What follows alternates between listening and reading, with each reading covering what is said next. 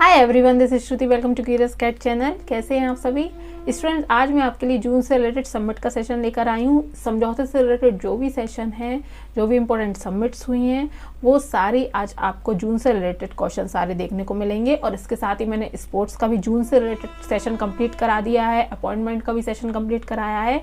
मैं आपके लिए मंथली टॉपिक वाइज सेशन लेकर आ रही हूँ, जो कि आपके आने वाले एग्जाम्स के लिए बहुत ही हेल्पफुल होगा। अगर आप टॉपिक वाइज करंट अफेयर पढ़ते हैं तो ये आपके लिए काफ़ी ईजी भी हो जाता है ना। इसलिए मैं आपके लिए टॉपिक वाइज सेशन मंथली लेकर आ रही हूँ। इसलिए इन सेशंस को ज़्यादा ज्वाइन कीजिएगा और इस चैनल को ज़्यादा लोगों तक पहुँचाइए। चैनल को सब्सक्राइब कीजिए और नोटिफिकेशन के लिए बेल आइकन को दबाना ना भूलिएगा। तो चलिए स्टार्ट करते हैं आज का session.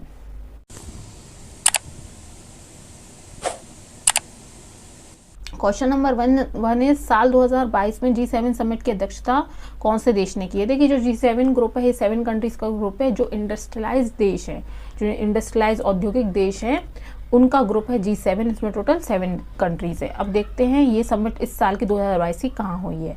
Japan, Germany, Canada, Italy. तो इसका आंसर है ऑप्शन नंबर 2, जर्मनी। जर्मनी की बात की जाए तो यहाँ चलती है यूरो करेंसी और बर्लिन क्या है यहाँ की कैपिटल। ठीक, यूरो यहाँ करेंसी चलती है और बर्लिन कैपिटल है। और जो करेंसी हो गई, कैपिटल हो गई, एग्जाम में पूछा जाता है। अब इसकी स्थापना देखें G7 की, तो ये हुई है 1975 में। और इनमें कौन कौन से 7 कंट्रीज हैं वो भी देख लेते हैं। America, France, Germany, Italy, Japan, United kingdom और कनाडा। ये 7 देश हैं जो कि G7 में है।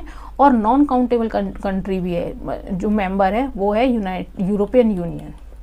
ठीक है, यूरोपियन यूनियन जो है वो है non countable member. European union मतलब गैर गणनात्मक जो सदस्य है G7 का, वो है यूरोपियन यूनियन। ये आप याद रखिएगा।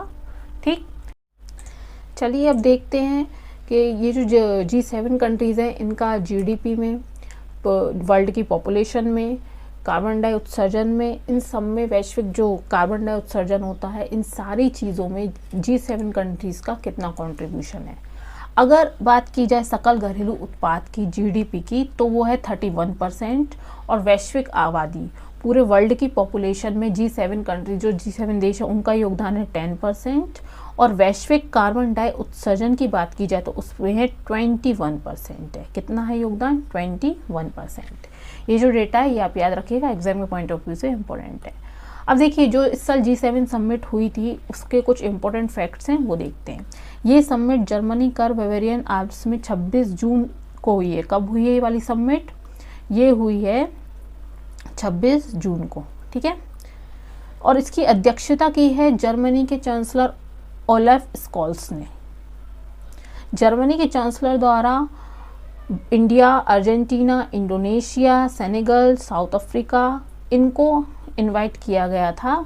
इंडिया, अर्जेंटीना, इंडोनेशिया, सेनेगल, दक्षिण अफ्रीका। ठीक है, उसके बाद G7 देशों ने विकासशील देशों के लिए partnership for global infrastructure and investment के तहत $600 बिलियन की मदद करने की पहल की है। किसके तहत? Partnership for global infrastructure and investment के तहत G7 ने जो है $600 बिलियन की मदद करने की पहल की है। और ये जो डेटा है ना, $600 बिलियन, इस तरीके के एग्जाम में क्वेश्चन पूछे जाते हैं। और किस चीज़ के तहत? ये है partnership for global infrastructure and investment के तहत। इस टाइप के क्वेश्चन आपको जो होंगे देखना, आपको ऐसे क्वेश्चंस एग्जाम में देखने को मिल सकते हैं। ठीक है, ये जो जितने की मदद की गई है, कौन से किन के द्वारा की गई है, कभी वर्ल्ड बैंक हो सकता है, कभी कोई भी जो इंटरनेशनल ऑर्गेनाइजेशंस हैं उनसे रिलेटेड इस तरह के क्वेश्चन काफ़ी आते हैं। इस पहल को चीन के बेल्ट एंड रोड इनिशिएटिव के विपरीत देखा जा रहा है। अब ये बेल्ट एंड रोड इनिशिएटिव क्या है? देखिए, ये जो बेल्ट एंड रोड इनिशिएटिव है, इसे वन बेल्ट वन रोड परियोजना के रूप में जाना जाता है। कौन सी योजना के रूप में? वन बेल्ट वन रोड परियोजना के रूप में जाना जाता है। अब आप ये एरिया देख सकते हैं। इस योजना की जो शुरुआत की गई थी, ये चीन द्वारा 2013 में की गई थी। ठीक है, अब तक इस योजना के तहत, वन बेल्ट वन परियोजना के तहत 122 कंट्रीज साइन कर चुकी हैं। कितनी कंट्रीज? 122 कंट्रीज। अब आप ये एरिया देख सकते हैं, ये रेड लाइन वाला एरिया और ये ब्लू लाइन वाला एरिया हो गया। ठीक है, ये जो पूरा एरिया दिख रहा है ना आपको, जो चाइना जो है, इस योजना का पर्पज़ ये है, चाइना जो है यहाँ रेल मार्ग, इंफॉर्मेशन हाईवेज, ये सारी चीज़ें डेवलप करने की योजना बना रहा है यहाँ पे। ठीक, ये जो एरिया है ये आप एरिया देख सकते हैं। ठीक है, इंफॉर्मेशन जो हाईवेज हो गए, रेल मार्ग हो गया, जो भी रास्ते हैं उनको बनाने की योजना बना रहा है चाइना। और ये वन वर्ल्ड वन रोड योजना की जो शुरुआत हुई है वो कब हुई है? 2013 में। और अब तक 122 कंट्रीज इसमें साइन कर चुकी है। इंडिया ने अभी इस पे साइन नहीं किया है। हाँ, जो इंडिया के जो पड़ोसी देश हैं, कौन कौन से? नेपाल, बांग्लादेश, इन देशों ने वन बेल्ट वन योजना में साइन कर दिए हैं। कौन कौन सी कंट्रीज हैं? नेपाल हो गई, बांग्लादेश हो गया, इन्होंने इस योजना में साइन कर दिए हैं। ठीक है, चलिए नेक्स्ट क्वेश्चन देखते हैं। Next question is Bharat European संघ सुरक्षा और रक्षा वार्ता परामर्श का आयोजन कहाँ किया गया है? भारत यूरोपियन संघ सुरक्षा और रक्षा परामर्श का आयोजन दाओ Switzerland, Jakarta Indonesia, Paris France या ब्रुसेल्स बेल्जियम। तो इसका आंसर है ऑप्शन नंबर 4, ब्रुसेल्स बेल्जियम में।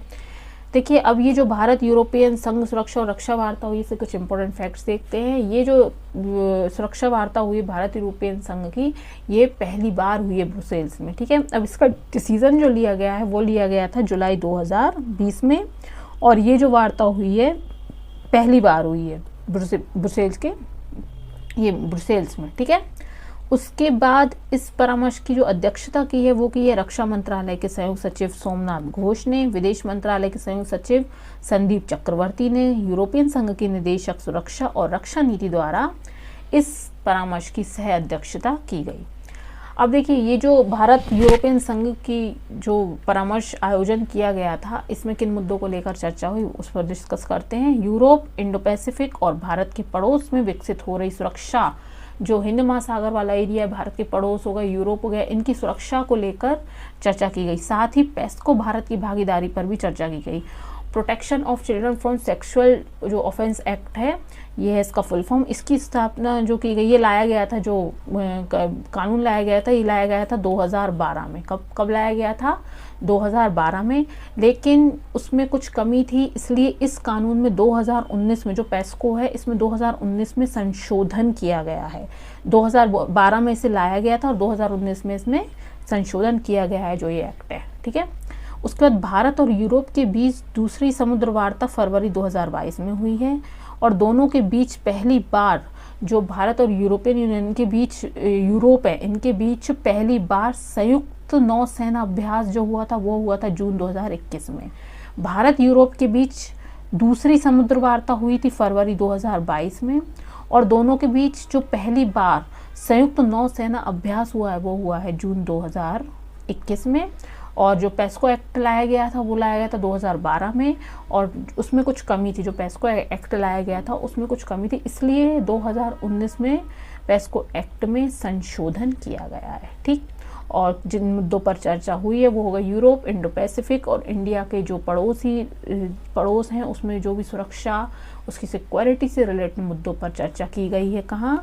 भारत यूरोपियन संघ सुरक्षा और रक्षा परामर्श में। ठीक, ये सारे इंपॉर्टेंट पॉइंट्स हैं भारत यूरोपियन संघ सुरक्षा और रक्षा परामर्श आयोजन से रिलेटेड, और इसका आयोजन किया गया है ब्रुसेल्स बेल्जियम में। Now let's see the next question. Next question से पहले चर्चा करते हैं यूरोपियन संघ के बारे में। देखिए, यूरोपियन संघ की स्थापना हुई है 1 नवंबर 1993 मास्ट्रिच, नीदरलैंड। इसका हेडक्वार्टर है ब्रुसेल्स में। यूरोपियन संघ आयोग के अध्यक्ष हैं उर्सुला वॉन डेर लेयन, ये अध्यक्ष आप याद रखिएगा। यूरोपियन संघ जो है, यूनियन है, उसके अध्यक्ष हैं Ursula von der Leyen. European संघ की संसद के अध्यक्ष जो हैं वो हैं रॉबर्ट मेट्सोला, और यूरोपियन परिषद के अध्यक्ष हैं चार्ल्स मिशेल। ठीक, ये सारी इंपॉर्टेंट इंफॉर्मेशन है यूरोपियन यूनियन से related. Now let's see the next question. Next question is BRICS सम्मेलन 2022 का आयोजन कहाँ हुआ है? ब्राजील, भारत, दक्षिण अफ्रीका या चाइना? तो इसका आंसर है ऑप्शन नंबर 4, चीन। जी हाँ, चीन में ब्रिक्स सम्मेलन 2022 का आयोजन किया गया है। देखिए, ब्रिक्स से बेसिकली क्या है, जो भी 5 कंट्रीज हैं इसमें इंक्लूडेड, उभरती हुई जो अर्थव्यवस्था है उन देशों को लाभकारी सहयोग उन देशों में बनाए रखना, जिससे कि उनका विकास में, उनके डेवलपमेंट जल्दी से जल्दी हो, तेज़ी से वो विकास कर सकें। तो उन 5 कंट्रीज़ का ये ग्रुप है ब्रिक्स। ठीक, अब ब्रिक्स 2022 के जो इम्पोर्टेंट फैक्ट्स हैं वो देख लेते हैं। ये थे 14वें नंबर का, कौन से नंबर का हुआ है सम्मेलन? ये 14वें नंबर का हुआ है, जिसमें प्रधानमंत्री नरेंद्र मोदी जी ने भाग लिया है वर्चुअली। ये हुई थी वर्चुअली सबमिट हुई थी। इसकी मेजबानी की गई है चाइना द्वारा, जैसा कि मैं आपको बता चुकी हूँ। अब इस साल के विषय की चर्चा की जाए, अगर विषय की बात की जाए तो उच्च गुणवत्ता वाली ब्रिक्स साझेदारी को बढ़ावा देना। जैसे कि मैं आपको बता चुकी हूँ कि जो ब्रिक्स है ये 5 कंट्रीज़ का ग्रुप है, जो उभरती हुई अर्थव्यवस्था है जिन देशों की, उनका ग्रुप है। और उनमें एक लाभकारी सामंजस्य ऐसे रिलेशंस बनाए रखना जिससे कि वो देश, ये 5 देश हैं, इनका विकास तेज़ी से हो सके। ये है मेनली ब्रिक्स का पर्पस। देखिए, उच्च गुणवत्ता वाली ब्रिक्स साझेदारी को बढ़ावा देना, वैश्विक विकास के लिए एक नए युग की शुरुआत करना। ठीक, ये इस साल का विषय भी रहा है। ये आपसे एग्जाम में पूछा जा सकता है कि ब्रिक्स 2022 जो सबमिट हुई थी उसका विषय क्या था। अब यूक्रेन की स्थिति, आतंकवाद, ई कॉमर्स से संबंधित मुद्दों पर इस साल जो चर्चा की गई है, सबसे ज़्यादा चर्चित मुद्दा रहा है वो सभी के लिए रहा है जो रशिया यूक्रेन वॉर चल रहा है। ये पूरी वर्ल्ड में चर्चा का विषय है। तो जो भी सबमिट हो रही है तो यूक्रेन की स्थिति को वहाँ रखा जा रहा है। ठीक, अब ब्रिक्स की बात की जाए तो ब्रिक्स में 5 कंट्रीज़ हैं। ब्राज़ील हो गई, रशिया, इंडिया, चाइना और साउथ अफ्रीका। ठीक, अब 2001 में ब्रिटिश अर्थशास्त्री जिम ओ नील ने ब्राज़ील, रशिया और भारत के साथ ब्रिक्स नाम दिया था। ब्रिक्स को नाम किसने दिया है? ब्रिटिश अर्थशास्त्री जिम ओ नील ने। ठीक, कब दिया गया ये नाम? 2001 में। अब तब तो ये ब्रिक था। क्या था ये? ब्रिक। ब्रिक से ब्रिक्स कब बना? पहले तो ये ब्रिक था, ब्रिक्स से ब्रिक्स बना है ये 2010 में। ठीक है, इस 2010 में किसको शामिल किया गया है? साउथ अफ्रीका को। और ब्रिक्स का जो पहला शिखर सम्मेलन हुआ है वो हुआ है 2009 में रशिया में। ये भी आपके लिए काफ़ी इम्पोर्टेंट है, ब्रिक्स का पहला शिखर सम्मेलन। जैसे कि मैंने आपको G7 कंट्रीज़ के बारे में बताया था कि इनका वर्ल्ड की पॉपुलेशन में कितना योगदान है। जीडीपी हो गया, ग्रॉस डोमेस्टिक प्रोडक्ट, सकल घरेलू जो उत्पाद है, उसमें कितना योगदान है G7 कंट्रीज़ का। और कार्बन डाई उत्सर्जन है उसमें कितना योगदान है। इसी तरीके से अब अपन देखते हैं कि ब्रिक्स की कितनी हिस्सेदारी है इन सब में। अगर सकल घरेलू उत्पाद की बात की जाए तो ब्रिक्स का योगदान है 24% का। और वैश्विक आबादी की बात की जाए तो पूरे वर्ल्ड का 41% है। ठीक, और वैश्विक कार्बन डाई उत्सर्जन में जो है 16% है। ये डेटा मैं आपको इसलिए बता रही हूँ, ये इम्पोर्टेंट है। ठीक, ब्रिक्स कंट्रीज़ का वो मैंने आपको बताया था, जो G7 सबमिट होती है, G7 जो कंट्रीज़ थी उनका बताया था। ठीक, now let's see the next question. Next question is life style for the environment movement की शुरुआत किन्होंने की है? नरेंद्र मोदी, पीयूष गोयल, भूपेन्द्र यादव या अमित शाह? तो इसका आंसर है ऑप्शन नंबर 1 नरेंद्र मोदी। 5 जून को हम क्या मनाते हैं? 5 जून को हर साल विश्व पर्यावरण दिवस मनाया जाता है और ये 1973 से मनाया जा रहा है। इस साल जो थीम थी वो थी ओनली वन अर्थ। इस साल की थीम है ओनली वन अर्थ। ठीक, और स्वीडन में हुआ था ये, जो इसकी मेजबानी की है किन्होंने की है? इस साल का जो विश्व पर्यावरण दिवस हुआ है उसकी मेजबानी की है स्वीडन ने। थीम थी ओनली वन अर्थ। 5 जून को हर साल विश्व पर्यावरण दिवस मनाया जाता है और 1973 से ही मनाया जा रहा है। अब देखते हैं life style for the environment जो मूवमेंट है, इस कुछ इंपॉर्टेंट पॉइंट्स। श्री नरेंद्र मोदी ने वीडियो कॉन्फ्रेंस के माध्यम से इस आंदोलन की शुरुआत की है और इस आंदोलन का उद्देश्य लोग, समुदाय और संगठन में पर्यावरण के प्रति जागरूक जीवन शैली अपनाने के लिए प्रेरित करना है। देखिए, ये जो मूवमेंट स्टार्ट हुआ है life style for the environment movement, इसका पर्पस ये है कि ऐसी जीवन शैली को अपनाना, हमारी जो भी लाइफ स्टाइल है उसे उस तरीके करना जो कि हमारे एनवायरनमेंट को, हमारे पर्यावरण को किसी भी तरह का नुकसान ना पहुँचाए। ठीक, अब लाइफ का प्रस्ताव मोदी जी ने COP26 सम्मेलन में रखा है। कौन से सम्मेलन में रखा था? COP26, जो कि 2021 में हुआ था। कहाँ हुआ था? ग्लासगो में। ठीक है, ये हुआ था ग्लासगो में। इस सम्मेलन में रखा गया है प्रस्ताव किसका? लाइफ स्टाइल फॉर द जो एनवायरनमेंट मूवमेंट है, लाइफ का प्रस्ताव किनके द्वारा रखा गया था? नरेंद्र मोदी जी के द्वारा। COP26 सम्मेलन ग्लासगो में 2021 में जो हुआ था। अब इस अभियान का दृष्टिकोण ऐसी जीवन शैली जीना है जो कि हमारे ग्रह के अनुरूप हो, उसको कोई नुकसान ना पहुंचे, जैसा कि मैं आपको बता चुकी हूँ। और ऐसी जीवन शैली जीने वाले जो पर्सन है उन्हें क्या कहा जाएगा ये भी देखते हैं। उन्हें कहा जाएगा प्रो प्लैनेट पीपल। जो कि इस तरीके की जीवन शैली जीते हैं जो कि हमारे पर्यावरण को नुकसान ना पहुंचाएं। ऐसी चीज़ें को अपनाना, अपने बिजनेस में भी, अपनी अर्थव्यवस्था में भी कोशिश यही करना है जो कि हमारे पर्यावरण के अनुकूल हो। ठीक, और इस तरीके के लोगों को क्या कहेंगे, pro planet people. This is also very important. और this one also very important. ये लाइफ का प्रस्ताव किनके द्वारा रखा गया है, तो ये श्री नरेंद्र मोदी जी के द्वारा ग्लासगो सम्मेलन में 2021 में ग्लासगो में जो COP 26 हुआ था सम्मेलन, उसमें ये प्रस्ताव रखा गया है। अब देखते हैं कि ये जो life style for the environment movement है, इसमें कौन कौन मेहमान थे, जो गेस्ट थे उनके बारे में देखते हैं। ये उनकी लिस्ट है।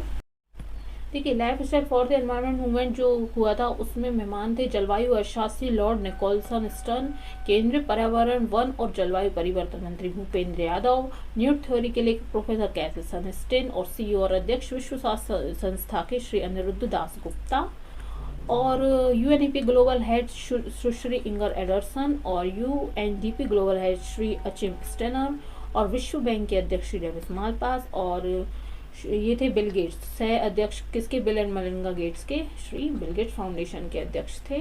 इन सभी ने पार्टिसिपेट किया था काय में, life style for the environment movement. Now let's see the next question.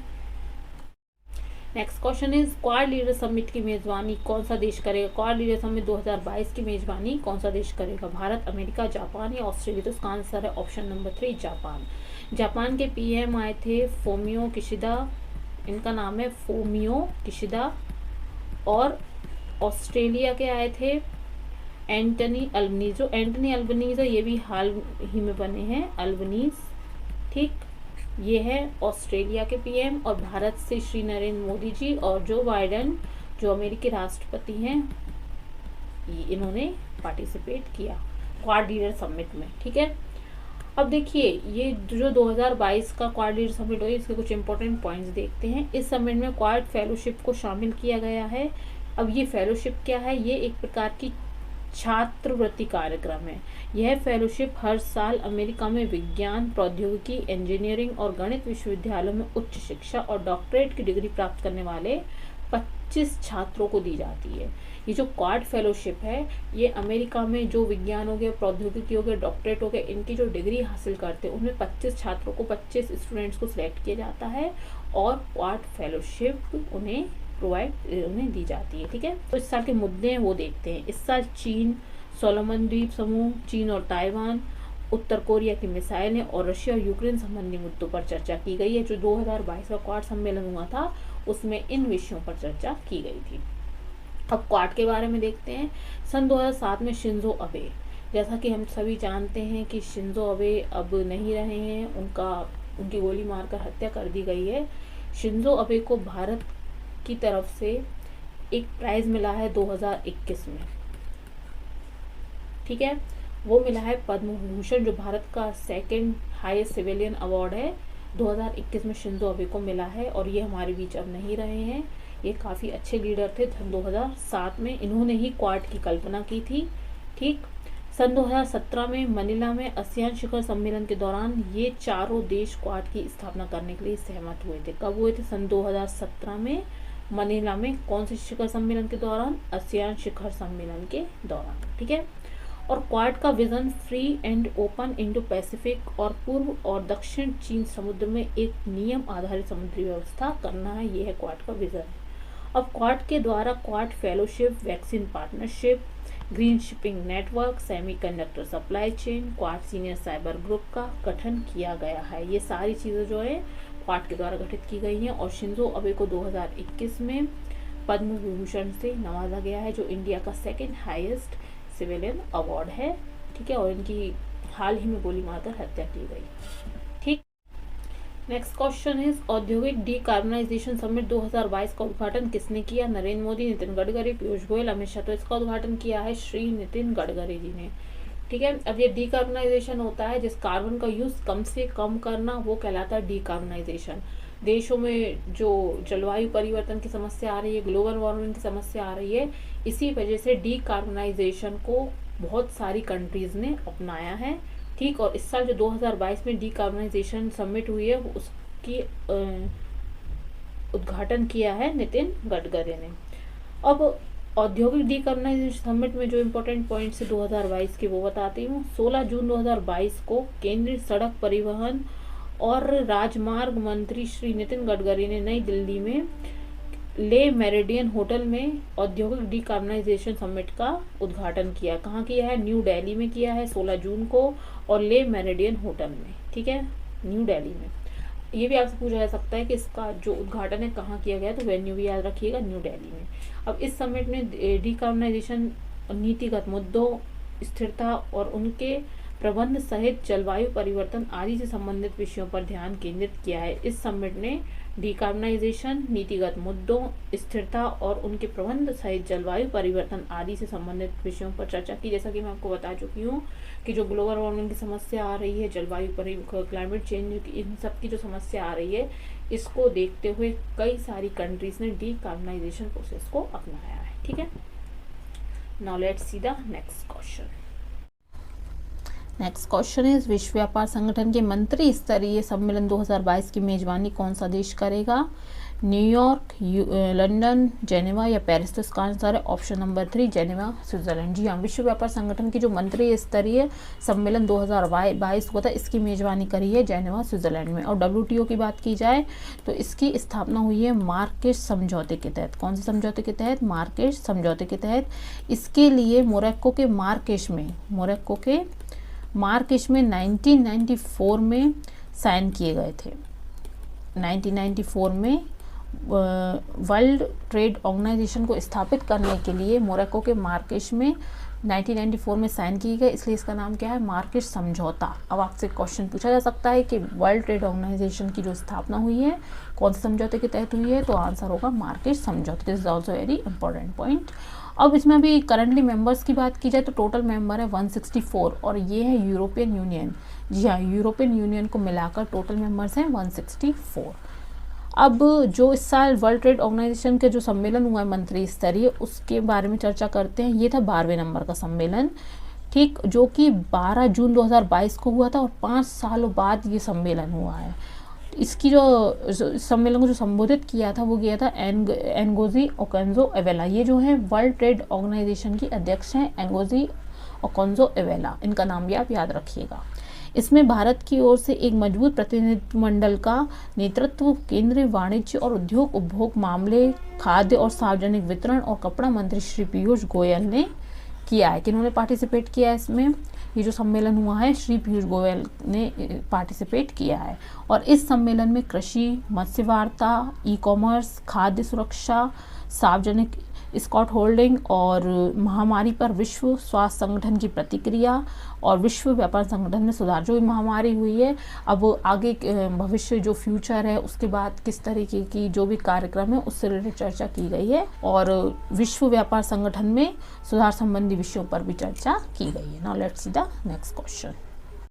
Next question is युवा सांसदों का 8वां वैश्विक सम्मेलन कहाँ हुआ है? युवा सांसदों का 8वां वैश्विक सम्मेलन मिस्र, इंडोनेशिया, फ्रांस या बेल्जियम? जी हाँ, इजिप्ट में, मिस्र में युवा सांसदों का 8वां वैश्विक सम्मेलन हुआ है। अब देखते हैं इसके इंपॉर्टेंट पॉइंट। मिस्र के शर्म अल शेख में कहाँ आयोजित किया गया है? मिस्र के शर्म अल शेख में यह आयोजन किया गया था। यह सम्मेलन संयुक्त रूप से प्रतिनिधि सभा और अंतर संसदीय संघ द्वारा आयोजित किया गया है। और जलवायु परिवर्तन, यह जलवायु परिवर्तन के प्रभाव को कम करने के लिए रणनीति पर चर्चा करने के लिए 60 देशों के लगभग 200 सांसद आए थे। कितनी कंट्रीज के? 60 देशों के लगभग 200 सांसदों ने इसमें पार्टिसिपेट किया। और नागालैंड की पहली महिला संसद सदस्य, नागालैंड की, this point is very very important, Nagaland की ये पहली महिला संसद सदस्य, इसलिए ये इंपॉर्टेंट पॉइंट बन जाता है, जिन्होंने सदस्य के रूप में राज्यसभा के लिए चुनी गई थी। ये हैं एस फंगनोन कोन्यान। कौन है ये? एस फंगनोन कोन्यान। इनका नाम आप जरूर याद रखिएगा क्योंकि ये नागालैंड की पहली महिला संसद सदस्य हैं। इनका नाम है एस फंगनोन कोन्यान, ठीक है। इन्होंने पार्टिसिपेट किया है। भारत की तरफ से जो प्रतिनिधित्व, जो नेतृत्व किया है, किन्होंने किया है? एस फंगनोन कोन्यान ने, ठीक। किसमें ये हुआ था? युवा सांसदों का 8वां सम्मेलन। और इन्हें क्यों चुना गया? क्योंकि ये भारत की नागालैंड है, नागालैंड की क्योंकि ये नागालैंड की पहली महिला सांसद हैं, इसलिए जो सम्मेलन हुआ है सांसदों का उसके लिए इन्हें चुना गया, इन्होंने भारत का प्रतिनिधित्व किया है। ठीक, अब देखते हैं नेक्स्ट क्वेश्चन। नेक्स्ट क्वेश्चन इस तीसरा ग्लोबल ऑर्गेनिक एक्सपो 2022 का आयोजन कहाँ किया गया है? गुजरात, दिल्ली, महाराष्ट्र या पंजाब? तो जो तीसरा ग्लोबल ऑर्गेनिक एक्सपो 2022 है इसका आयोजन न्यू दिल्ली में किया गया है। अब इसकी बात की जाए तो 26 से 28 मई के बीच ग्लोबल ऑर्गेनिक एक्सपो भारतीय कृषि अनुसंधान नई दिल्ली में आयोजित हुआ। कहाँ पे? भारतीय कृषि जो अनुसंधान है नई दिल्ली, वहाँ पे आयोजित किया गया है। ठीक है, तीसरा ग्लोबल ऑर्गेनिक एक्सपो 2022।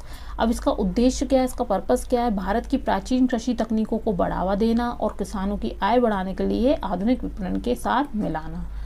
और केंद्रीय कृषि एवं किसान कल्याण मंत्री श्री नरेंद्र सिंह तोमर ने इसका उद्घाटन किया है।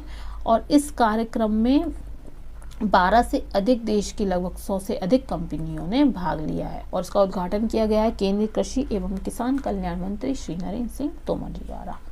ठीक, now let's see the next question. Next question है संयुक्त राष्ट्र महासागर सम्मेलन में भारत का प्रतिनिधित्व किसने किया? नरेंद्र मोदी, पीयूष गोयल, नितिन गडकरी या डॉक्टर जितेंद्र? तो इसका आंसर है ऑप्शन नंबर 4, डॉक्टर जितेंद्र ने संयुक्त राष्ट्र महासागर सम्मेलन में भारत का प्रतिनिधित्व किया है। अब इसके बारे में कुछ इंपॉर्टेंट पॉइंट्स देखते हैं। देखिए, लिस्बन संयुक्त राष्ट्र महासागर सम्मेलन 2022 का जो सम्मेलन हुआ है संयुक्त राष्ट्र महासागर सम्मेलन, ये हुआ है लिस्बन में। कहाँ हुआ है? लिस्बन में। ठीक, वेन्यू आप ज़रूर याद रखिए क्योंकि वेन्यू ज़रूर पूछे जाते हैं, और जो हमारी कंट्रीज से पार्टिसिपेट कर रहे हैं, जो प्रतिनिधित्व कर रहे हैं, उनके नाम भी याद रखिए और वेन्यू भी याद रखिएगा, है ना। इसमें भाग लेने के लिए भारत सरकार के राज्य से मैं आपको बता चुकी, डॉक्टर जितेंद्र सिंह कहाँ गए थे? पुर्तगाल गए थे।